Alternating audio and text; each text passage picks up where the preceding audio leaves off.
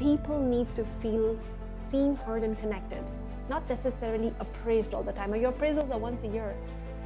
Your humanity is every second, day in, day out.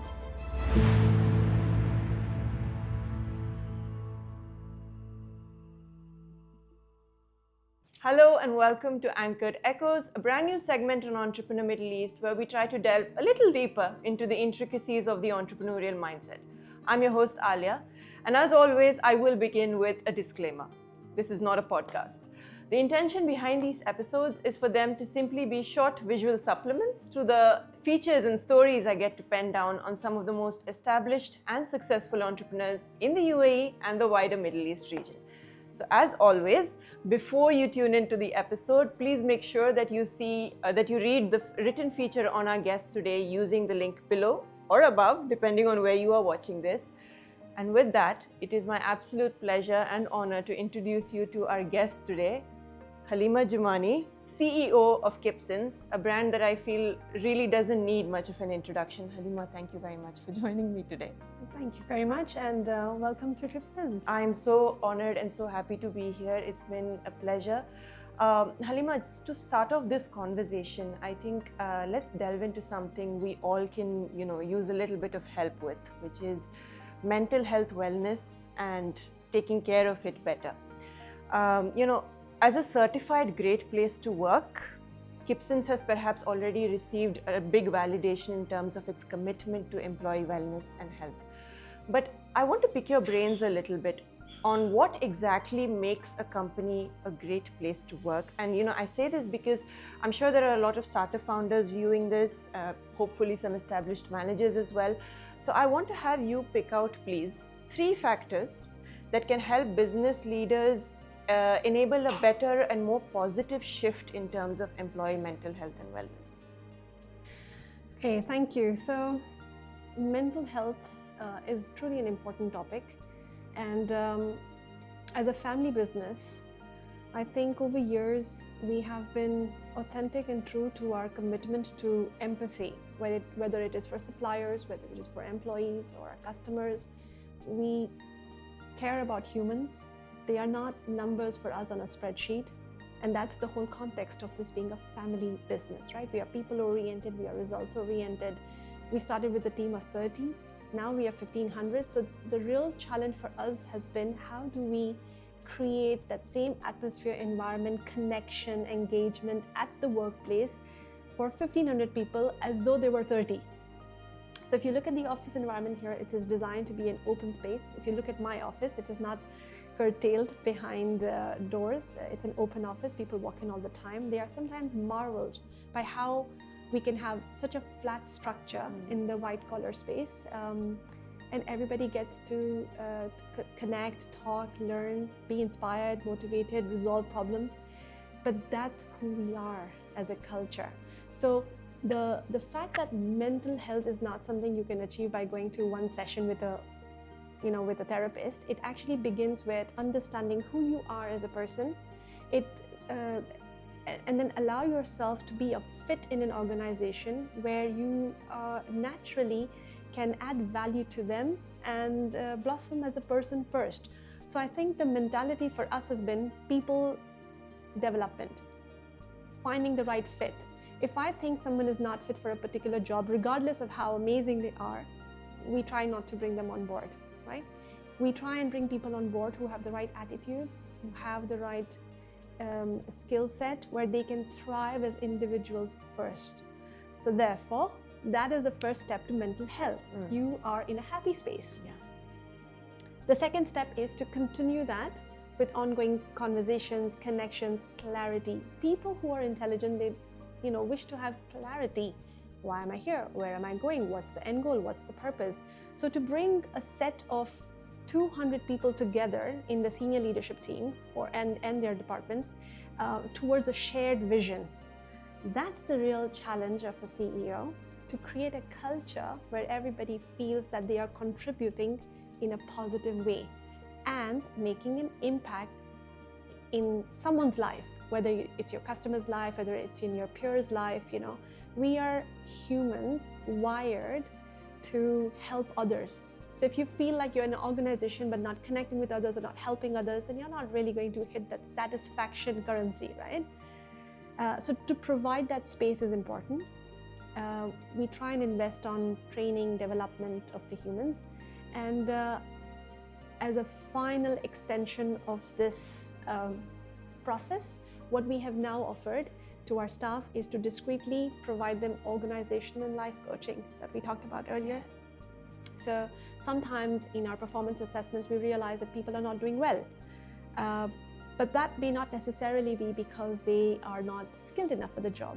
It could be because they are going through a phase in life, right? And in a family business, because we're so connected, Jamal and I understand that if we, at our levels, can have our phases, so can our team.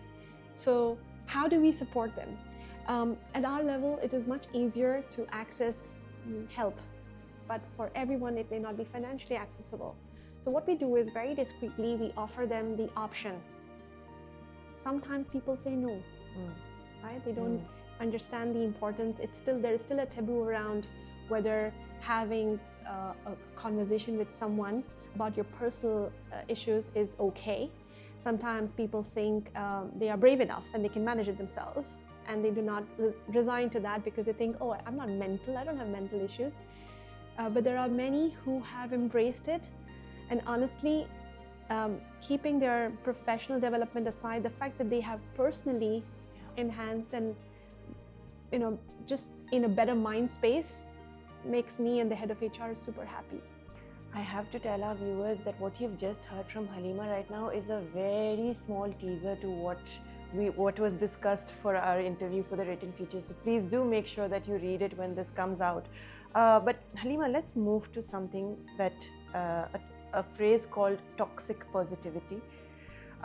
It's something that's loosely thrown around on the internet these days, but I feel like, well, it doesn't matter what I feel, but when prevalent in a workspace, it does come with its fair share of burdens. And I was looking up for some statistics, and there's one here by BetterUp in 2021 that shows that 67% of employees feel pressured to present a positive face at work even when they're struggling. And there's another one by Deloitte that says 74% of employees report that managers often dismiss or downplay concerns with overly positive language. So sentences like, everything's fine, this is going to work out, we all just really need to be nice to each other and everything's going to be okay, are unfortunately repeated in such environments. From your perspective, what can managers do, first of all, to identify and recognize that there is toxic positivity in their thinking?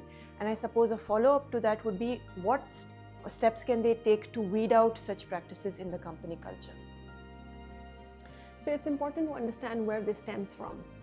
We are under pressure to perform, we are under pressure to deliver. In the corporate world, the pressure is much more paramount than in a family business where we as leaders get to choose the pace of the work, results and profitability and so on. And I completely understand. I've been in that career path once upon a time. I understand the pressure, the drive, you've got to deliver on results regardless of your personal issues. You've got to figure out a way, otherwise, someone else is going to get the promotion, someone else is going to get the jump and the lead. And I understand that. It is very different in a family business. And I suppose the important thing is to recognize that we are humans before we are managers. So I think that's where it starts. If we can just put the mask of a professional away for 5 minutes and recognize that we are humans who can go through phases and experiences and feelings, that's just a great start, because people need to feel seen, heard, and connected, not necessarily appraised all the time. Your appraisals are once a year. Your humanity is every second, day in, day out. Wow. Yeah. So therefore, that's very important. Having said that, unfortunately, there is a precedence of people perhaps taking advantage of your employers being nice and then take that for granted, because at the end of the day, we need to balance both. So there is so much someone can wait for you to pick up, but that cannot be the norm. And it works both ways. I suppose having an open conversation helps. Recognizing that my manager should not penalize me for coming forward with my issues, because if they do, then is this the right place for you, right? On the other hand, you cannot blame your manager for not understanding you if you have made a decision to not communicate openly. So I think most of the toxicity is about humans not communicating clearly and openly and misunderstanding one another, because generally, nobody wants bad for one another. At our level, everybody wants to help one another. It's just how we communicate that and how we address that in what environment we are in makes a difference, right? So you feel that you have a toxic manager, either you do something about it or you move. Or you think you have a toxic employee, either you do something about it and have a communication, or let them move, so that you do not stay stuck in that zone for too long before it's too late. I think we should all find ways to avoid that place of stagnation. Final topic of conversation, and I think let's stray away from the negative and the toxic and talk about the good. This is a question I love asking business leaders, and we touched upon it a little bit when we spoke earlier. When it comes to the dilemma of choosing between innovation and your own sense of individuality, how does one tread that line, and how do you balance between it in a healthy way? And I ask this because I feel like ultimately it goes back to maintaining a healthy mindset. So perhaps you can delve into that as well. But when it comes to choosing between innovation and trends, how have you personally managed to strike a balance between the two? So innovation comes from individuality, right? If you are born unique and no two people are the same, then that's innovation beginning as a starter in itself, right? How you recognize that and articulate that and bring that forward defines innovation. So innovation is not restricted to a product or a design or in finance or in art. Innovation is all around us. It's embracing change. It's being okay with something completely new and accepting that. So by default, humans don't like change. They don't want to change. They want to stay comfortable. They want to stay in the known. Yeah. And therefore, the word innovation has so much power, because it is stepping into the unknown, into something completely different. How do you articulate that? How do you imagine something new, whether it's a product or a service? And for that new to be embraced and accepted, there has to be a deep understanding of what is needed. What is the need of the moment? What is the demand? Where is there a gap? Whether there's a gap in understanding someone. So we spoke about the mental health organizational life coach. Yeah. That there was a gap. I mean, that is innovation in itself, right? In a service, in terms of how. So I think it stems from individual comprehension of the needs of the people around you. Whether you are looking at innovation within your family needs or your community needs, your business needs, the context in where you apply this individuality of comprehension of needs is the I think the difference between personal and business. I love that. It ultimately comes down to how you treat people. At the beginning of our interview, you mentioned how customer centricity is deeply rooted in employee centricity as well. So I'm not going to give away much more. This brings us to the end of the episode. These are, as always, meant to be really short sessions that give you a teaser of what you can expect in the written feature. So please do make sure you check that out. And Halima, thank you very much again for being my guest today. And until next time, bye-bye.